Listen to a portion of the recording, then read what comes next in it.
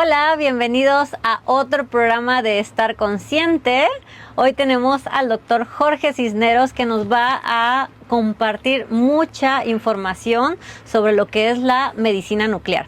En el caso de hoy tenemos un tema súper importante que es la gammagrafía. Tiene menos radiación que la mastografía y eso la verdad es algo que en cuanto me contactó una amiga que se llama Betty, que también está aquí en el programa, con el doctor Jorge Cisneros, y me dijo, amiga, tienes que conocer a este doctor que es una eminencia, tal cual, tal cual, porque es algo en lo que actualmente tenemos que hacer conciencia, que si tú eres una persona que tal vez se va a hacer una mastografía, se va a hacer algún estudio donde necesite lo mínimo de radiación, me imagino, puedes acudir a la medicina nuclear y muchas veces no tienes dolor, no tienes, ahora sí que múltiples beneficios. Ahorita vamos a platicar un poquito con el doctor Cisneros, nos va a platicar sobre él.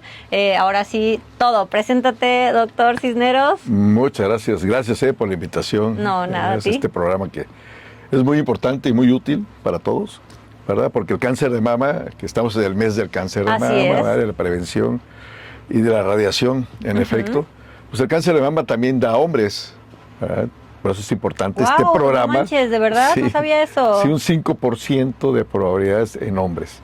O sea, el 95% es en mujeres y el 5% es en hombres. Ok. Es más agresivo. Claro. Pero sí también nos da cáncer de mama. Bueno, pues estamos en el mes, ¿no?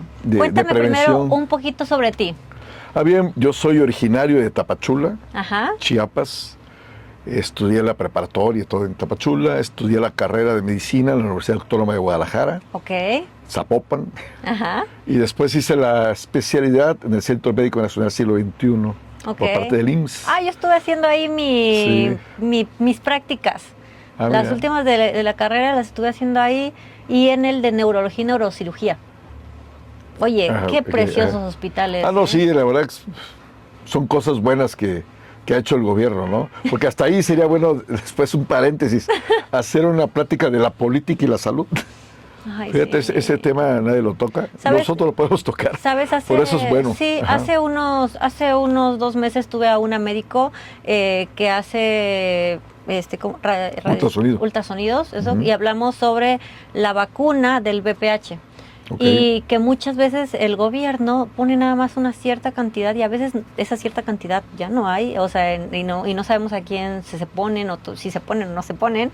Y aparte de eso está la parte en la que pone el gobierno no es la actualizada, que es no sé cuántas cepas. Entonces toda esa parte es súper importante. Pero bueno, antes de que me desvíe el tema, cuéntame, la medicina nuclear, ¿cómo sale? ¿Qué significa? Para las personas que no tienen o no están asociadas a ese término de medicina nuclear, porque uno dice, medicina nuclear, creo que lo escuchas y dices, da miedo, ¿no? Pero cuéntame un poquito esa parte sobre qué es. Bien, mira, bueno, cuando hice la especialidad, ya salí en el 95, más o menos, 96, tenía la especialidad, me vine a Tuxtla Gutiérrez como buen chapaneco. Y ya iniciamos aquí el servicio, la clínica de medicina nuclear, que se llama Numedics en la colonia Moctezuma. Ok. Ya tenemos 23 años aquí en Tuxtla. Pioneros, ¿verdad? Sí, pioneros. Y lo que preguntas, es difícil a veces hasta entre los colegas comprender qué es la medicina nuclear, o desde cuándo existe, o para qué sirve, cómo se come, ¿no? Si es para llevar o no. No. Hasta los colegas pasa, ¿no? ¿Y por qué pasa eso? Porque en muchas sedes donde hacen especialidad los diferentes colegas, no hay medicina nuclear. Y si su maestro de ellos no sabe de medicina nuclear, pues nunca les va a enseñar. Claro. Y si no está el servicio, pues tampoco, ¿no? Ese es un problema, yo considero grave. Yo actualmente soy el presidente a nivel nacional del Colegio de Médicos Nucleares. Wow. ¿Verdad? Y una de las tareas que traigo es afiliarnos a una que se llama FENACOME, Federación Nacional de Colegios Médicos de México. ¿Para qué? Para que los demás médicos, los demás colegas, sepan bien cuál es la utilidad y cuándo solicitar a su paciente un estudio o un tratamiento en medicina nuclear. Porque luego en las guías, estoy haciendo un paréntesis, en las guías médicas, en las guías oncológicas, en las guías cardiológicas y así, dermatológicas y todo, casi no mencionan medicina nuclear, o nada más lo mencionan así muy, muy escueto, ¿no? ¿Y por qué? Porque el mismo aquel que hizo las guías, así sea un médico del ISSSTE, del Seguro, de Sedena, de donde sea, pues no conocen, unos tenemos curiosos, no les interesa, no ven medicina nuclear, oyen radiación, y híjole, esto no lo entiendo, ¿no? Radiación gamma, no lo entiendo, mejor no me meto, no me interesa aprender más de eso, si ya tengo resonancia, tengo tomografía, ultrasonido, biopsias y esto como que no le sé, mejor no le entro. Entonces no lo ponen en las guías, esa es una verdad, ¿verdad? Porque lo he indagado. Claro. Y cuando en el mundo la medicina nuclear va creciendo a pasos agigantados, aquí en México también, pero por ejemplo, comparados con Brasil, con Argentina, con Chile, nos llevan, ¿no? Nos llevan ventaja hoy por hoy. Hubo unos años... Y estás hablando de países... que son igual que nosotros, por eso yo no digo Europa, comparando con Latinoamérica, sí, exacto, ¿no? Ajá. Aquí con Latinoamérica, ellos van un poco más adelantados que nosotros. Pero hablo de Aquí, que la economía no está tan buena como la de... pero hay el conocimiento. Súper. Hay dos cosas, el conocimiento y la economía, aunque son más pobres, entre comillas, ellos producen más cosas que nosotros, ¿no? Eso también abate un poco el costo de los estudios y tratamientos de medicina nuclear. Que nosotros, nada más está el ININ que produce algo de abasto para nosotros, de ahí el 90% es importado. Lo que es Argentina, Chile y Brasil, ellos producen la mayor parte que ellos consumen. Ok. ¿Verdad? Eso también hay que tomarlo en cuenta. ¿Y por qué no? Si son países latinos, porque no tienen un convenio con Estados Unidos, que es la limitación del uso de la energía nuclear para la industria y para la medicina. Nosotros tenemos un convenio desde 1986, más o menos, con Miguel de la Madrid, que antes aquí en México existía, así como Pemex, existía Uramex, Uráneos de México. Entonces eso iba a ser el desarrollo de la industria nuclear en México. Pero fue cuando hubo una crisis económica como la que va a haber, esperemos que no, ¿verdad? Y llegó Miguel de la Madrid y agarró un país en crisis, entonces hizo un convenio entre ellos, que no haya en México desarrollo nuclear, ¿verdad? Y eso nos ha limitado muchísimo. Por eso luego preguntamos por qué no hay industria automotriz tan importante como en Corea, como en la India, como en Estados Unidos. ¿Por qué no hay? Porque tenemos mucha limitación en cuanto a tecnología en el uso nuclear. Esa es una. Y la ignorancia, ¿no? El desconocimiento del manejo del material radiactivo, tanto para la industria, aparte de la radiación bélica, que es la que sale en las televisiones y en las películas, que le salen 3 ojos y eso, ¿no? Ese es otro boleto. Ok. Y otra cosa es la radiación para uso médico, ¿no? Ajá. Que es la radioterapia, que cura el cáncer. Exactamente. ¿no? El acero lineal. Y ahí entramos en medicina nuclear. Y es donde iniciabas ahorita la plática, ¿no? Ok. Si da miedo en la mastografía o mamografía, comparado con la gammagrafía de mama. ¿Qué diferencia hay? No la sustituye, no sustituye a la gammagrafía que hacemos en medicina nuclear, no sustituye a la mastografía o mamografía, los dos términos están bien dichos. ¿Por qué? Porque primero es más económico y más accesible la mastografía. Hay más médicos expertos en eso y es más económico. La limitación es que abajo de 40 años está contraindicada la mastografía, salvo que haz de cuenta una mujer, su mamá haya tenido cáncer de mama joven, o una tía, o su abuela, o una hermana, ¿no? Haya tenido cáncer abajo de los 40 años, entonces sí se puede hacer una mastografía o está indicada. ¿Y por qué, dice uno, y por qué no se le puede hacer a más jóvenes? Porque, bien preguntas, la radiación es acumulable de por vida. Wow. Entonces, si yo me tomo una radiografía donde sea, de dientes, como dijimos, o en los niños que se cayó, se golpeó la cabeza, toman la radiografía, a ver si no se quebró, ¿no? A ver si no se quebró el coco, ¿no? Y ya iba la radiografía. Y que, no sé, se dobló el brazo. No, pues tómalo en la radiografía. Bueno, esa radiación se recibe y queda de por vida. Es como si te cortaras. Son cortadas invisibles. Es como si te cortas, ahí está la cicatriz, ¿cierto? No se quita, ahí te quedó la cicatriz. Bueno, la radiación es una cortada en nuestro ADN que no se quita, ahí queda almacenada esa información. Dependiendo con los años cuánta dosis de radiación vamos a recibir, ¿nos podemos infligir un daño? Sí, claro que sí. Por eso, en Francia es uno de los países que llevan un dato o llevan una, así como nosotros ¿Una hacemos... base de datos? Sí, personales, ¿no? Aquí llevamos un álbum fotográfico de nuestros hijos, pero también debemos llevar un álbum radiográfico. Si se cayó y le tomamos una radiografía, hay que guardar. Okay. Y en la nota radiográfica, esto para entrar en la cultura de la radiación, debe de decir qué equipo y cuántos volts y cuánta energía aplicaron en ese paciente. Órale. ¿Por qué? Y talla y peso. ¿Por qué? Porque en un futuro se pueden hacer cálculos, ya los físicos nucleares o ingenieros nucleares pueden sacar cálculos, o los médicos nucleares también lo sabemos hacer, sacar cálculos cuánta dosis de radiación recibió esa persona en ese momento, y por órgano también podemos hacer un cálculo. Oye, eso me acaba de explotar en la cabeza, porque eso significa que también debe de haber máquinas que van en diferentes precios y que debe ser, esta máquina te da tanto de radiación, esta máquina da tanto de radiación, y obviamente va cambiando de precio. Entonces, cuando uno a veces se va a hacer radiografías, no es como que estés pensando, oye, a ver qué máquina está utilizando este doctor para ver cuánta radiación voy a recibir. Es decir, sí, Imagino que hay calidad de mientras máquina. más nuevos los equipos, menos dosis de radiación emiten al paciente. Eso es cierto. Okay. Pero aquí en Chiapas tenemos un problema bien grave, fíjate, qué bueno que mencionas eso de los equipos. Aquí tenemos un problema gravísimo. Aquí tener un equipo nuevo es caro, ¿verdad? Si un equipo de rayos X convencional, y no si quiero pagado. comprar, sí, me cuesta barato 4 o 5 millones de pesos. Para vender una radiografía de cráneo en 100 pesos, o sea, no me cuadra. La tengo que vender para que el costo del equipo, depreciación, mantenimiento, luz, todo tengo que venderla en 1,000 pesos, 800, 1,000 pesos. Exacto. Y aquí está en 100, 150. ¿Por qué? Porque la gente no tiene la capacidad económica, para pagar y a cada rato, ¿no? Y la educación, yo creo. La educación, pero también la educación médica. Porque el médico, y aquí nos quedamos con una cultura de, no vayas a tomar la radiografía en tal lado porque es más barato.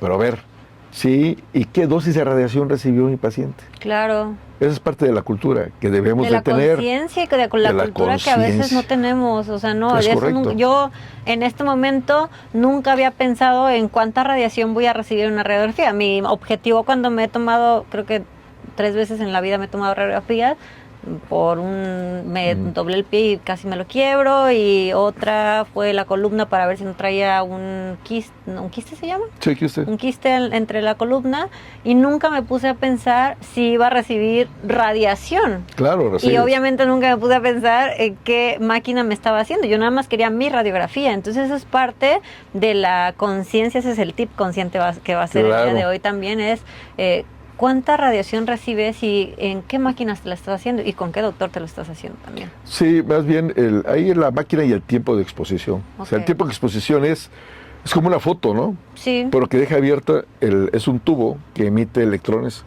y eso va a llegar a nuestro cuerpo y nuestro cuerpo lo frena. Esos rayos X. Por eso sientes como un espasmo. No se siente nada. No, yo lo no se debe sentir, bueno, es subjetivo, ¿no? Y ya es como una foto, realmente, por la radiación que cruza tu cuerpo, y tu cuerpo va a ir frenando los electrones que están llegando, ¿no? En las de electrones, que es de rayos X, más bien se frena el electrón, sale los rayos X, cruza nuestro cuerpo y hay una placa atrás, y ahí se va a estrellar, ¿no? La energía que viene y cruza. Entonces ya los huesos y densidades de cada parte de nuestro organismo va a ir frenando cierta radiación y eso va a producir la imagen. Es una imagen anatómica. Ahora entrando, perdón. Ahora nos vamos al lado médico. ¿Cómo es una...? Esos rayos X, la tomografía y las rayos X convencionales son rayos X, ¿no? Es radiación, llamados como rayos X. Y en medicina nuclear son rayos gamma. También son radiación iónica. El comprender qué tipo de radiación es bien importante. La radiación iónica, tanto los rayos X como los rayos gamma que usamos en medicina nuclear, los dos desprenden electrones de un átomo. Si ese átomo cambia, ¿no? Al perder un electrón, ya si era yodo 127, va a cambiar a genón 127, se convierte en un gas. Al desintegrarse, pierden electrones y se convierte en otro átomo y es otro elemento, ¿verdad? Pero estamos hablando de pocos átomos y estamos hablando que son miles de millones de átomos que tenemos en el cuerpo, ¿no? Exacto. Entonces, por eso le perdemos miedo a la radiación, porque cuando vemos un efecto secundario o grave después de la radiación, cada día es menos frecuente, por eso se pierde el miedo al uso de la radiación, ya lo vemos algo como una fotografía. Claro, exactamente. Pero hay que tener en cuenta de que la dosis de radiación se queda. No sé el día de mañana si voy a necesitar más. Ahora, la radiación gamma que usamos en medicina nuclear es a la inversa de los rayos X. Aquí es líquido, puede ser tomado, inhalado o inyectado. Y esto es para valorar órganos o enfermedades. En caso de, por ejemplo, de demencias, pues voy a aplicar un radiofármaco, no usamos medios de contraste, es un radiofármaco que es una partícula que va unido a un isótopo que se llama tecnesio 99 metestable, que ese se va a desintegrar y va a emitir la radiación gamma. Y esa puede desprender electrones, por eso es iónica. Para las iónicas, al desprender electrones y al llegar a nuestro cuerpo, pues puede haber modificación en el ADN, ¿verdad? Pero eso es a dosis masivas y acumulativas de por vida, ¿no? Que vamos a ver algún problema. En dosis convencionales, pues es muy raro que pase un efecto secundario. Entonces la radiación gamma, en el caso de cáncer de mama, para ir entrando al tema, es un piquete en el brazo, se inyecta un fármaco que se llama MIBI, metoxisubutil isonitrilo, marcado con tecnesio 99 metestable. Está muy largo, ¿no? Todo eso. Pero bueno, eso, MIBI para los cuates, ¿no? Ajá. Vamos a usar el MIBI, marcado con tecnesio, se inyecta en el brazo, esperamos 15 minutos, y los tumores de mama, de tiroides o de pulmón, algunos de ¿Con cerebro. eso detectas entonces? Sí, pero ¿por qué se va a detectar el cáncer en este caso? Este fármaco se descubrió, se creó para estudios de perfusión cardíaca, ¿verdad? Para eso se creó. Es como la penicilina que fue por un accidente, ¿no? Igual acá, se creó para hacer estudios de corazón. Luego en Inglaterra, al estar haciendo estudios de corazón allá a principios de los años 80, que fue que se creó el MIBI, veían a mujeres manchitas, decían, ah, caray, se contaminó, ¿qué es eso? O sea, que le inyectaron y salpicó, ¿no? Y por eso vemos manchas en el cuerpo de esta persona. Y resultó que al hacer estudios más profundos, era el cáncer de mama que atrapaba esta sustancia que se llama MIBI. Hoy por hoy se usa, tiene sus indicaciones precisas y eso es lo que vamos a platicar. El MIBI entonces atrapa MIBI, el cáncer. MIBI. MIBI. MIBI, ah, ok. MIBI para los MIBI. cuates. El MIBI entonces atrapa el cáncer. Cruza, no. Ahí las células malignas tienen mucha actividad mitocondrial. Okay. La mitocondria es la que le da energía a una célula.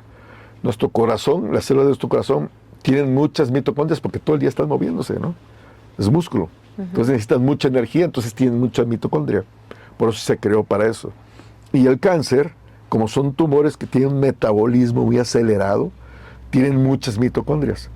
Entonces el MIBI se inyecta y va a cruzar entre el torrente sanguíneo y el tumor, como tiene muchas mitocondrias, cruza la membrana de la célula y adentro de la célula se une a la mitocondria. Entonces una célula que tiene mucha actividad mitocondrial, o sea, la energía está muy acelerada, claro, ahí se mete. Y eso nos permite, bueno, ya se mete el MIBI y lleva el tecnesio. Y el tecnesio se cuenta que es una lamparita, ¿no? Entra ahí y ahí se desintegra y sale la emisión y la máquina, o sea, la radiación sale del paciente hacia el detector, hacia la máquina. Entonces, la radiación que recibe el paciente, pues es poquita. Primero la dosis que se inyecta es muy baja. Luego se distribuye en el cuerpo. Y de ahí la que sale, pues no, el cuerpo no lo va a frenar, lo frena el detector. Okay. Y los rayos X es el cuerpo el que frena la radiación. Por eso la dosis de radiación absorbida es mayor en rayos X, porque llega del aparato hacia uno, de nosotros se inyecta y va del cuerpo hacia el aparato, va al revés. Entonces la dosis de radiación es para adentro. Sí. Para tener una comparación, un estudio de medicina nuclear de cáncer de mama te radia un equivalente a una plaquita de dientes o una mastografía que te toman de 2 a 3 placas por seno. Haz de cuenta, es una placa todo el estudio, ¿no? Ok. Para tener una idea de cuánta radiación recibe, porque la cultura de la radiación es muy importante, ¿no? Entonces, aquí, ¿cuándo se va a indicar? Eso es bien importante para ver el cáncer de mama. Cuando una mastografía, que ya sabemos que hay limitaciones de 40 años, pero dices, ok, yo tengo 25 o tengo 24 años y tengo la bolita, ¿estaría indicado hacerme la mastografía? Ahí es el ultrasonido el indicado, okay, ¿no? Entonces el ultrasonido también, cuando hay dudas, y en personas jóvenes, las mamas densas, tanto el ultrasonido como la mastografía tienen limitaciones. A pesar de que sea el mejor radiólogo del mundo, porque así es ya la estructura. Tienes implantes también, sí, si tienes implantes también hay limitaciones. Y aquí como se va a inyectar, bueno, la única contraindicación que hay en medicina nuclear para hacer estudio de mama es el embarazo y es relativo. Si el riesgo del cáncer de mama es mucho mayor al embarazo, se hace. Se puede hacer sin problema. No se ha demostrado, desde que se usan los estudios de medicina nuclear, que tenga un efecto teratogénico, o sea, que induzca malformaciones en un niño. No se ha demostrado.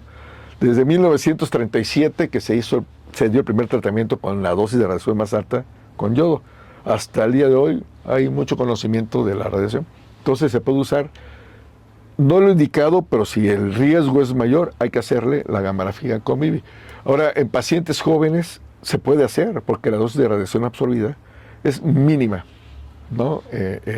Cuando hay duda, ¿no? Tienes una bolita y tienes miedo que el ultrasonido, sabes que hay que hacerte una biopsia, siempre es el temor. ¿Va a doler? ¿No va a doler? Esto no duele, es el piquete en la vena. Nada más, se distribuye en el cuerpo y el tumorcito, la lesión que haya en cualquier parte del seno, atrapa esto y se capta ese proceso, esa bolita es maligna. Entonces hay que hacer la biopsia y ya va dirigida, porque pueden haber 2 o 3 bolitas cerquitas, llenas de calcio, se llaman clústeres. Entonces, ¿a cuál le pico? ¿No? ¿A cuál le hago la biopsia? Y luego también, aunque sean malignas, le hacen la biopsia a una que esté al lado y que no sea maligna, ¿no? Claro. Y luego, ¿qué crees? Que salió negativo. Y ya a los 6 meses ya siempre sí tenía, ¿no? Entonces, aquí... ¿Y sí pasa? Sí pasa. Sí pasa.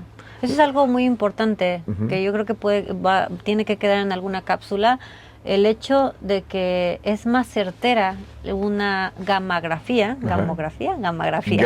es sí. más certera una gammagrafía que una mastografía o que una biopsia. Sí, aquí la indicación es pacientes con mamas densas, más jóvenes, y cuando la mastografía o mamografía está dudosa, híjole, ¿a dónde? ¿Será? ¿No será? Porque hay mucha experiencia en la mastografía, entonces muchas veces ya se ve. Se clasifica en BIRATS, ¿no? Clasificación radiológica para el estudio de mama, de cáncer de mama, en 5 grados. Entonces, cuando es un grado 4 o 5, ya seguro que es, ya para qué haces más estudios. Sobre todo en etapas tempranas, un BIRATS 2, un BIRATS 3, que es una clasificación radiológica, que la bolita está incipiente, ¿será, no será? La mando a biopsia, ahí es donde entramos. ¿Verdad? Ahí se aplica, se pega, es maligno. No se pega, si te la quieres quitar porque te duele o por estética, bueno. Ahora lo que decías de implantes, no pasa nada. También, aunque tengan implantes, si la bolita está escondida porque el implante lo tapa o la mastografía a veces no lo alcanza a ver, a pesar de que cada vez hay equipos más finos, ¿no?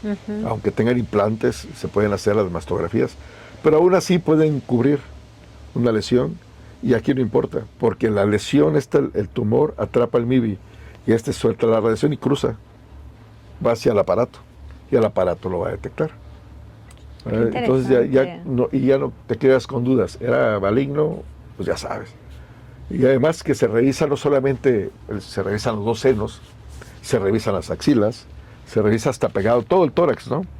Y esto, ya que se ve, se está haciendo algo que lo pueden buscar en internet, se llama SPECT-CT, por las siglas en inglés, ¿no? SPECT, CT, tomografía computada. Es la fusión de la tomografía con la gammagrafía.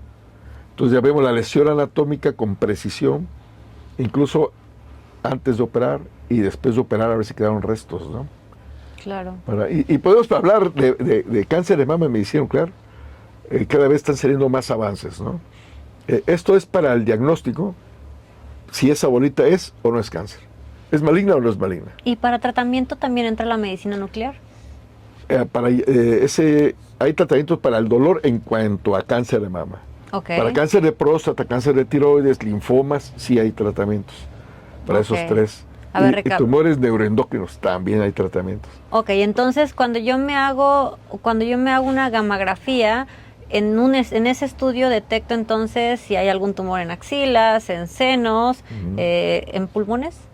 Pulmones, tiroides también. Tiroides, todo eso me lo dice en ese estudio. MIBI, con el MIBI, como se pegan en tumores malignos de esta región, ¿verdad? Que es tiroides, paratiroides, pulmones y senos, podemos revisar si hay lesiones.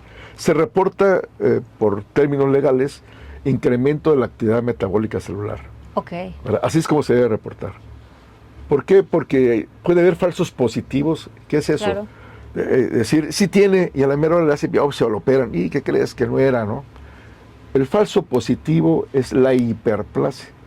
La hiperplasia con un tumor, pues con cáncer es junto con pegado, ¿no? Hiperplasia es que va para cáncer. Entonces, qué bueno que se quitaron a tiempo, ¿no? Claro, ajá. Es el único falso positivo. Ok. Entonces, falsos negativos es el tamaño del tumor. Si el tumor mide bajo de 3 milímetros, 2 milímetros, a veces no lo vemos. Ok. A veces no se ve en la gamografía. Arriba de 3.5 milímetros para arriba sí se ven. Entonces, por eso es de la gran utilidad. Y saberlo pedir. Y saberlo, bueno, eso es. Ahora dices, bueno, ok, yo ya tengo la bolita, una paciente, ¿no? Ya le hicieron la mastografía y sale positivo, la biopsia. También ahí sirve el MIBI. ¿Por qué? Vamos a hacer, igual que el PET, tomografía por emisión de positrones, también es de medicina nuclear. Parece que no lo tenemos aquí en Chiapas, pero sirven de manera indistinta. Actualmente, lo que pasa es que el PET, su metabolismo es más rápido. Ok. Y alcanza a ver hasta lesiones de 1 milímetro. Es la única diferencia, ¿no? Y 3 milímetros, por decir. Es la única diferencia entre el PET y el SPECT, o la gamografía convencional. Aparte de lo que me acabas de decir, de lo que puedes descubrir en esa parte, en la manera neuronal estaba leyendo que también puedes detectar lo que es demencias. Sí. No, pero hay un síndrome. ¿Cómo? Alzheimer. Alzheimer. Sí, ¿cómo no? Ajá. ¿Y qué otras cosas puedes descubrir con Bueno, eso? en medicina nuclear, regresamos ahorita a lo del cáncer de mama. En medicina nuclear, yendo de arriba hacia abajo, en cerebro podemos ver focos epileptógenos. Eso como se le induce, igual que la resonancia, no compiten, no dicen cuál es mejor. Esto no es competencia de ver quién va a llegar primero. Aquí es saber cuál le va a servir más a mi paciente, cuál le va a dar mayor información y mejor resultado. Entonces, hoy por hoy se pueden hacer los dos. De hecho, hay equipos que se llaman híbridos. Hay resonancias magnéticas que ya traen junto al PET, tomografía con positrones, o traen tomografías, el SPECT, lo que hago aquí en Tuxtla, traen equipos de tomografía o de resonancia, porque se complementan. Pero no es que uno sea mejor que otro, es que los dos van a dar información de manera distinta sobre la misma enfermedad o sobre el mismo órgano. Entonces, por ejemplo, una persona con epilepsia, le inducimos la epilepsia y se inyecta un fármaco que va a atraparlo el foco epileptógeno, donde se hizo la descarga eléctrica, ahí se atrapa y se ve la manchita. Entonces se fusiona con la tomografía o con la resonancia, y si está en una zona quirúrgica, ese foco epileptógeno se puede operar, se puede quitar y se le quita la epilepsia al paciente, ¿no? Wow. Eso se usa tanto en resonancia como en PET, como en SPECT, o sea, en medicina nuclear, ¿no? Eso se hace en muchos lugares de México, obviamente en Estados Unidos no se diga, ¿no? Yendo de arriba para abajo, las demencias. ¿Por qué me sirve saber un Alzheimer? Ahí entraría el neurólogo o el psiquiatra, ¿no? Claro. Es el que debería de saberlo. ¿Cuándo va a pedir una gamografía? Bien, como tiene sus tablas y el paciente ya dice, clínicamente dice, ya para qué le pido un estudio si ya sé que tiene. Pero hay momentos de la enfermedad cuando inicia un Alzheimer, una demencia mayor, una depresión mayor o una demencia vascular. Hay momentos cuando inician que se confunden, ¿no? Entonces ahí es donde entra la gamografía, el SPECT cerebral, se hace y hay un patrón en la imagen que me da la característica de un paciente con Alzheimer cuando está iniciando. Entonces ya, o cuando es vascular, o cuando es por depresión. Entonces ya el psiquiatra o el neurólogo le da el tratamiento adecuado. Porque ya una vez establecida la demencia, ya casi no hay para atrás, ¿no? Claro. Entonces ahí es cuando está incipiente, cuando tiene dudas, está empezando, que es mis tablas y esto, tengo dudas, ahí es donde entra el estudio.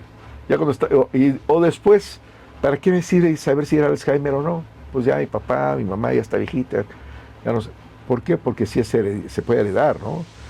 No es lo mismo tu papá o tu mamá tiene una demencia vascular, senil, ¿no? O por Alzheimer. ¿Por qué? Ahora ya te cuidas tú. Claro. Cuando te dicen, ¿sabes qué es vascular? Bueno, me pongo a hacer ejercicio para que no me pase a mí. Ajá. Y si es Alzheimer, pues yo me doy tratamientos que han salido para prevenir y no avance, no me aparezca a mí la enfermedad. O si me va a aparecer, que sea más viejo, ¿no? Lo más viejo posible para que yo tenga una calidad de vida. Okay. Por eso me sirve, ¿no? El estudio. No para saber a veces qué tiene, ¿no? Y de ahí, yendo hacia abajo, bueno, el cáncer de mama ya sabíamos, el diagnóstico que hemos platicado, pero también para ver el tratamiento con la quimioterapia del cáncer de mama.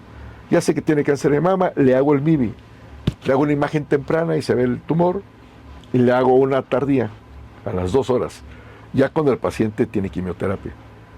Si en la imagen tardía sigue viéndose el tumor, quiere decir que la quimioterapia no está funcionando. O sea que muchas veces no lo saben. Te No lo puedes saben. estar haciendo. Hay que esperar unos 6 meses, ¿no? A Híjole, ver. ¿no? Y ahí en el cáncer Aquí ya lo ves. el tiempo apremia. Inicias la quimioterapia, le haces la gamografía temprana y tardía, ¿no? Ya la diagnostiqué, le hago la gamografía de mama.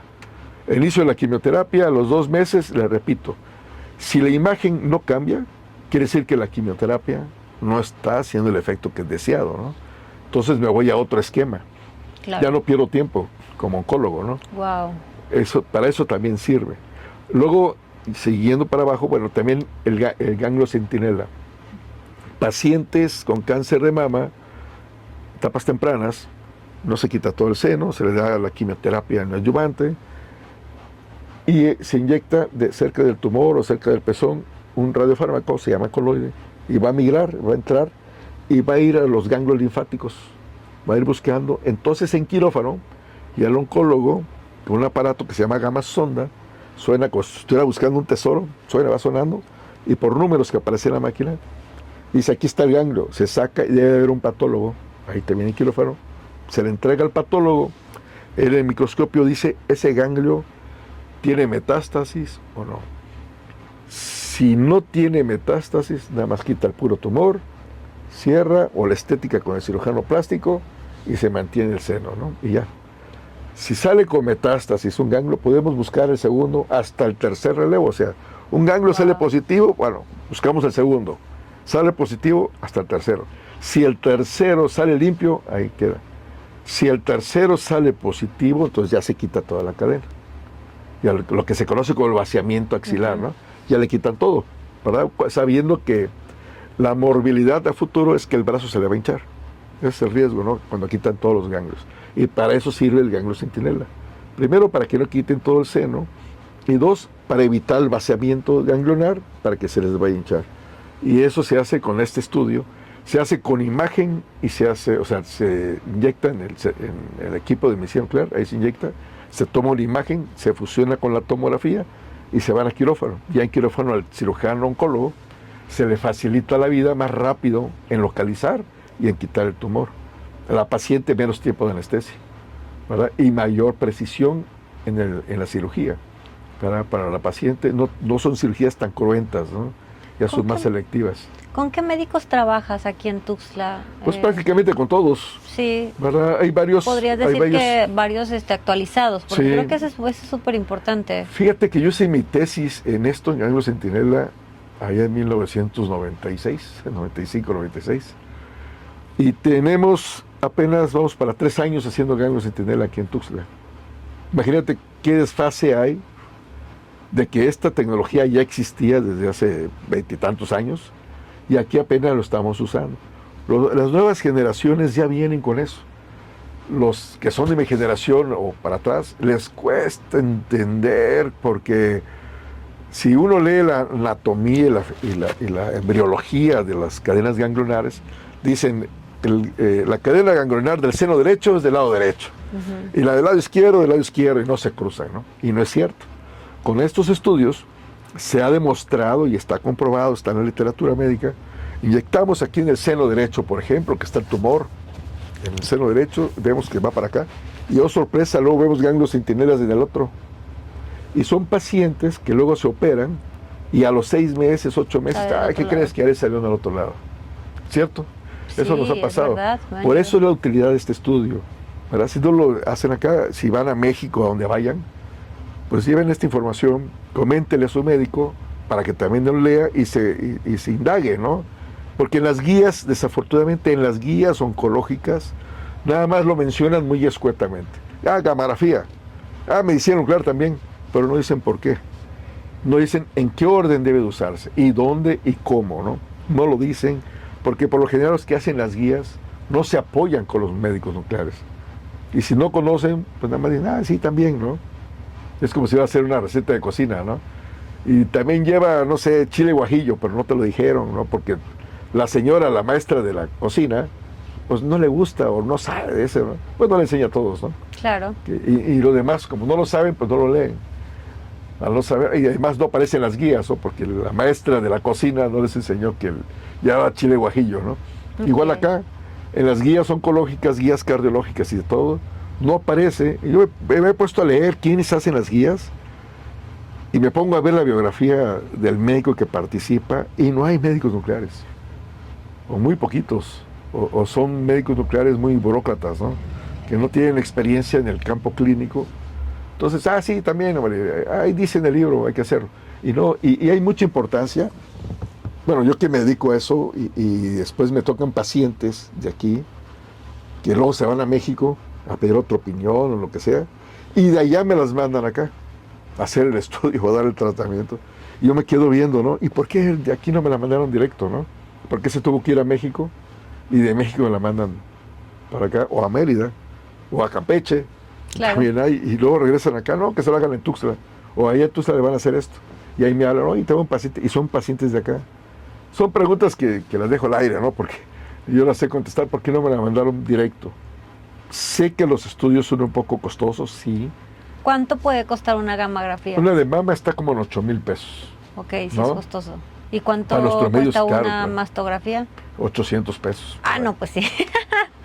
Claro. Bueno, pero hablando de que si ya traes una bolita, si ya traes dolorcito, y bueno, ahorita que ya están los seguros médicos, claro, no sé cómo se aplica ahí, pero yo creo que 8,000 pesos se pueden gastar, si haces conciencia, te puedes gastar en una fiesta, te puedes gastar en una bolsa, te puedes gastar en muchas cosas que al final de cuentas es la parte consciente. Dices, a ver, tu salud vale 8,000 pesos, en lo cual va a ser certero, va a ser sin dolor, te va a decir si va de un ganglio hasta el tercer ganglio, te va a decir no nada más mamas, te va a decir también pulmones, tiroides. Creo que vale la pena invertir esos 8,000 pesos si ya traes la duda, ¿no? Sí, claro. Y si no traes la duda y el médico te está diciendo, vételo a hacer, lo vale.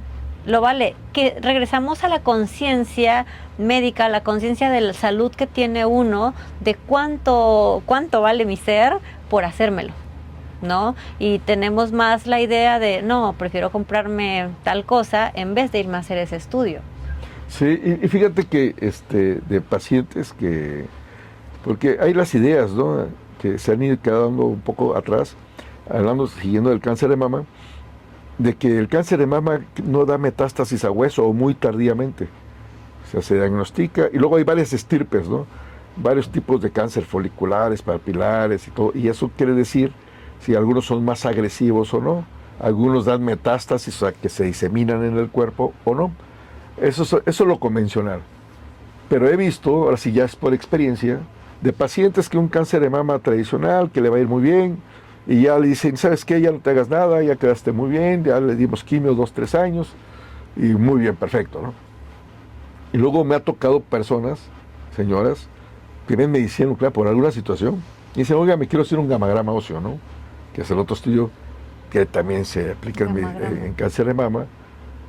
Y sorpresa, encontramos metástasis en hueso y la paciente aún no tiene dolor. Y la haces una serie ósea metastásica y está limpia. Porque la serie, aquí hay que tener claro, rayos X, que es la serie ósea, que es anatomía, ahí hasta que haya destrucción de una parte de hueso, se va a ver. Y en la gamografía es metabolismo, porque hay incremento de la actividad de la célula, entonces vemos una mancha en el hueso que no debe de haber. Eso es metástasis. Y si ustedes entran al chat GTP y a todo, va a aparecer que la gamografía es poco específica. Sí y no. Está mal, ya me puse a leer qué es lo que dice ahí, y no está completamente claro. Dice, es poco específica. Es poco específica cuando no hay datos clínicos. Cuando dicen, ¿no? Hágase un gammagrama óseo.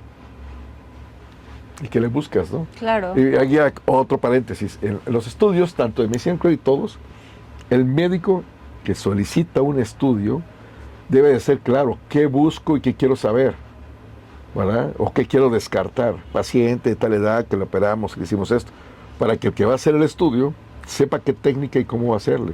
Ok. ¿Verdad? Y no hacer, y pongo de ejemplo, cuando vas a un restaurante, y te lo voy a preguntar, si tú vas a un restaurante, ¿no? Y vas a desayunar, y llega el mesero y te dice, ¿qué quieres? ¿Y qué gusta, no? Y yo, unos chilaquiles, o unas enchiladas, nada más te dices así, unas enchiladas, ¿qué te va a decir el mesero?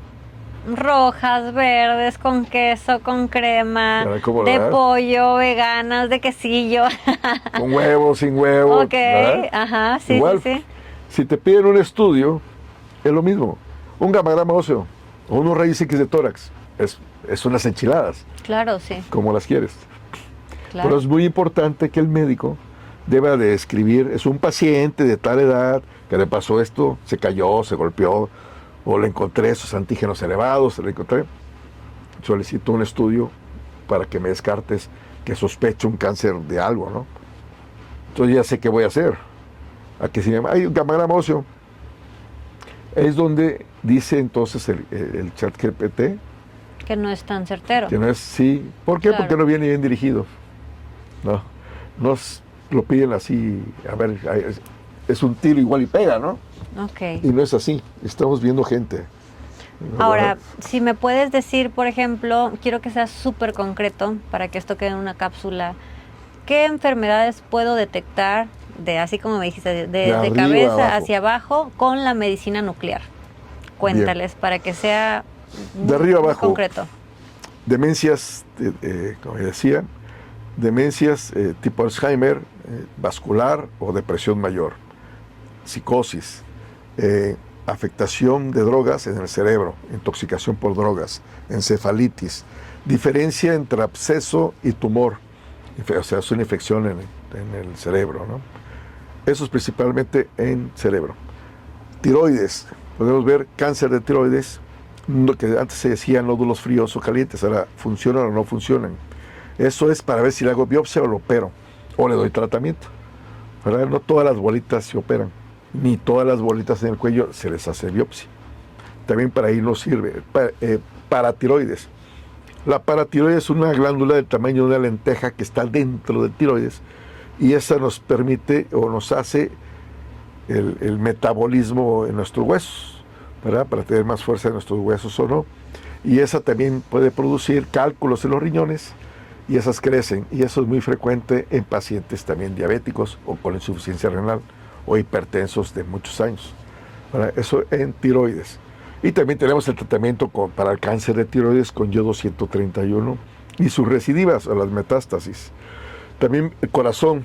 En corazón vemos el estudio de perfusión cardíaca o SPECT cardíaco, que ese nos sirve para ver riesgo de infarto con mayor precisión que todas las metodologías convencionales. La angiotomografía, el score de calcio, la resonancia. Este compite con la resonancia de 3 teslas para arriba, el SPECT cardíaco y el PET cardíaco, para ver riesgo de infarto. Y si ya se infartó, ¿cómo le fue? ¿Qué tantas células o qué tanto porcentaje del corazón real no se puede rescatar, a pesar de que le pongan el stent o le hagan un bypass, o sea, una cirugía? Y después de esos procedimientos, en caso que se los hayan hecho, ¿cómo le fue? ¿Realmente están funcionando? ¿Se recuperó o no se recuperó ese tejido que estamos queriendo rescatar? Eso en corazón. En pulmones, una cosa que se llama tromboembolia pulmonar, que son coagulitos que se sueltan de las piernas por lo general y se van a los pulmones y hacen pequeños infartos o pueden ocasionar la muerte en los pulmones. Cuando hay duda, también a pesar del dímero D y de algunas cosas que se hacen para detectar, o la tomografía, el más preciso sigue siendo la gammagrafía pulmonar. También para ver malformaciones y funciones en los pulmones, también se usa la gammagrafía pulmonar ventilatoria y perfusoria. De ahí seguimos en esófago, estómago. Vemos reflujos desde recién nacidos, un bebé que acaba de nacer y que luego tiene neumonía y luego neumonías recurrentes, podemos hacer una cosa desde una salivograma, que son unas gotitas de tecnesio abajo de la lengua, y vemos cómo traga, como de gluten, ¿no? Y vemos si se va chueco, la saliva se va chueca, se va a bronquios. Qué interesante. Y ya podemos ver, por eso es la causa de las neumonías del bebé, porque deglute mal, tiene un problema de la deglución. O sus alimentos, la leche de la mamá se puede marcar. Entonces el bebé puede tomar ya en un biberón la leche de la mamá o la leche que tome, ¿no? Los alimentos que ingiera se marcan, se los toma el bebé, va a su estómago y ahí lo ponemos bajo la máquina y vemos si hay reflujo. Eso tarda como 1 hora. Y al otro día se le toma otra imagen y si vemos manchitas en los pulmones, quiere decir que en el transcurso de esas 24 horas ese bebé broncoaspiró. O sea, se le regresó la comida y se fue un poquito a los pulmones, que también son causas de neumonías. ¿Verdad? Eso es en cuanto y vaciamientos gástricos. En personas diabéticas o cualquier otra persona que sufra de reflujo, para ver el tránsito, cuánto tiempo tarda en vaciar su estómago, ¿verdad? Del estómago al duodeno, cuánto tiempo tarda. Eso en pacientes diabéticos es muy frecuente, o en pacientes que han tenido problemas de alcoholismo, drogadicción, también se atrasa, y son causas que pueden inducir un reflujo crónico y cáncer de esófago, ¿no? Cáncer de estómago, y eso le sirve mucho al gastroenterólogo. También de ahí sangrados de tubo digestivo, desde cualquier edad, desde recién nacidos a viejitos, cuando tienen sangrados y que a pesar de la endoscopía o la colonoscopía no encuentran el sitio de sangrado, se saca una muestra de sangre, se marca y se le vuelve a inyectar. Entonces vamos a ver dónde hay salida, en cualquier parte, sobre todo en el abdomen, ¿no? Dónde hay salida y localizamos a nivel de qué parte del abdomen está el sangrado. Y eso le va a ayudar mucho al cirujano para entrar y ver y cauterizar esa herida, ¿no? Dónde está sangrando o por qué, ¿no? Encontrar también la causa del sangrado. La piel, vemos el melanoma. El melanoma en cáncer así como el ganglio centinela, se inyecta un coloide cerca del tumor y vemos hacia dónde corre y de ahí se saca el ganglio, lo mismo. Y si el ganglio está limpio, nada más se quita el puro tumor. Si el ganglio no está limpio, vamos a seguir buscando todos los ganglios que puedan estar afectados para evitar la diseminación de ese tumor, del melanoma, ¿no? De ahí podemos seguir el hueso, el cáncer primario de hueso, que es el más frecuente, es el osteosarcoma, que es muy agresivo. Se hace aquí ya sabemos a veces con la tomografía o la resonancia que es un tumor, ¿no? Que es de hueso. Pero aquí la ventaja es que podemos ver la extensión del tumor en hueso con mayor fiabilidad porque estamos valorando a nivel celular la extensión. Entonces, para que ahí el cirujano tome la decisión si va a hacer amputación o nada más la parte, o es puro hueso, o también parte de músculo, ¿no? Y de ahí vienen otros tratamientos que después hablaríamos de unos tratamientos que están saliendo, que se llaman embolizaciones del tumor. Se le pone un torniquete y vemos la arteria que alimenta el tumor y se le inyecta un fármaco, un isótopo que se llama itrio 90 y ese cruza a la membrana del tumor y adentro lo quema, ¿no? Se ha hecho poquitos, creo que 1 o 2 se han hecho en todo México, pero también para allá vamos. Eso se llama una terminología médica nueva que está dentro del argot nuclear, que ya las universidades ya lo van a empezar, ya lo empiezan a usar, que se llama teranóstico o teranóstica. Esa terminología combina 2 palabras, terapéutica y diagnóstico. O sea que con lo mismo que hago el diagnóstico, con eso mismo le doy el tratamiento. Ahora para allá va todo, que es la medicina personalizada o el tratamiento personalizado. Qué padre. No solo lo que pueden haber 2 hermanos gemelos, ¿no? Que tengan el mismo problema, pero la quimioterapia es totalmente puede diferente. cambiar, porque a uno le va a funcionar y al otro no. Ya no es la misma receta para todos, ya se hace individualizado. Y estos estudios de medicina nuclear, tanto en SPECT que hacemos acá, como el PET, que lo hacen en México principalmente, ahí sirve para ver eso, para ver si el tratamiento va bien o no.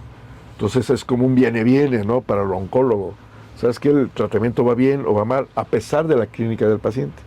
El paciente lo puedes ver que va bien. Por ahí hay personas que tienen un umbral de dolor muy alto o muy bajo y te puedes confundir. ¿verdad? Entonces, ¿quieres ver con imágenes? ¿Está funcionando o no? ¿Verdad? ¿Cómo está yendo la quimio? Huesos, ¿qué más? Próstata. En hígado, cáncer de próstata páncreas. tenemos ahorita una cosa fabulosa. Me imagino que también cervicouterino. No, cervicuterino no También, hay, ajá. no hay en medicina nuclear aún. Cáncer de mama, está, creo que el próximo año sale un tratamiento Ok. de esto de teranóstica, y se llama lutecio IPSMA. Esto es para cáncer de próstata. Ok. En el cáncer de próstata, el 97%, 95%, según las estadísticas de los hombres, cáncer de próstata, ¿no? En alguna etapa de la vida. Pero, ¿qué es lo que ya una vez diagnosticado? ¿Cuánto es el porcentaje? 97, por no decir el 100%, ¿no? 97%. Sí, según las estadísticas, del 95 al 97. O sea, todos, ¿no? Qué friega nos tocó, ¿no? Pero bueno, pero antes era que la cirugía, castración, radioterapia, quimio, y para de contar. Hay más tratamientos en cáncer de mama, o cáncer cervicuterino, o cáncer de ovario, que en cáncer de próstata, de los menos estudiados. Pero hoy, Y es el 97%. sí, eso Ajá. es lo que más nos mata en cuanto a los cánceres, ¿no? Ahora, pero ya hay tratamiento en medicina nuclear. Tiene 10 años que salió el lutecio y viene otro nuevo, que es el actinio. Este es un antígeno que se va a pegar a la célula maligna y lleva dentro el misil, que es el material radiactivo. Entra dentro de la célula maligna y la empieza a quemar desde adentro. Y son tratamientos ambulatorios.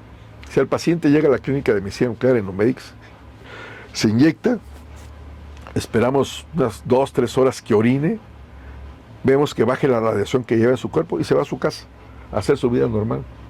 Y es una inyección cada 6 semanas. Aquí llevo 2 pacientes nada más, que tenemos 8 años con licencia y hace 10 años que salió en el mundo. De aquí en Tuxtla fuimos el segundo. El primero fue el INCAN, Instituto Nacional de Cancerología, y el segundo fuimos nosotros, en tener este permiso a nivel nacional.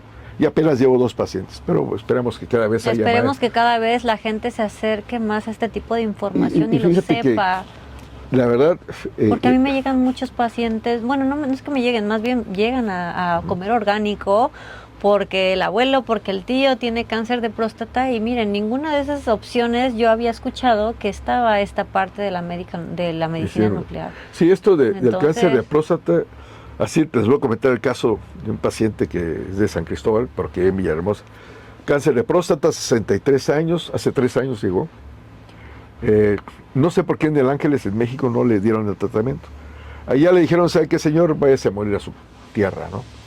Entonces él, pues obviamente, sí, tenía una sobrevida de 6 meses. Entonces lo mandan a Villahermosa, vivía allá, se va a Mérida y anda peregrinando en varios lados.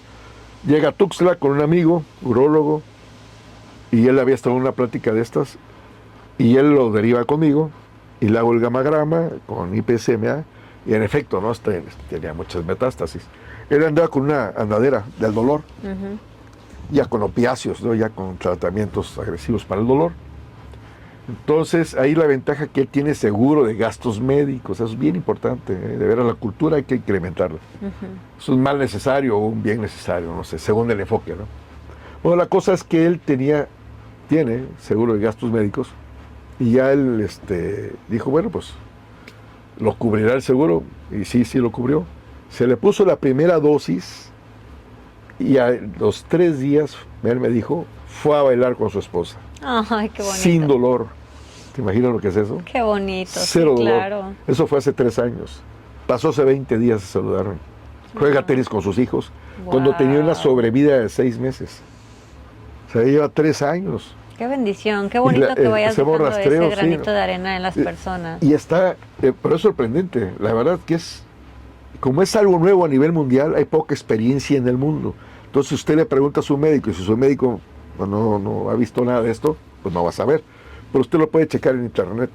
Lutecio 177 PSMA. Así lo puede buscar en internet y van a ver mucha información.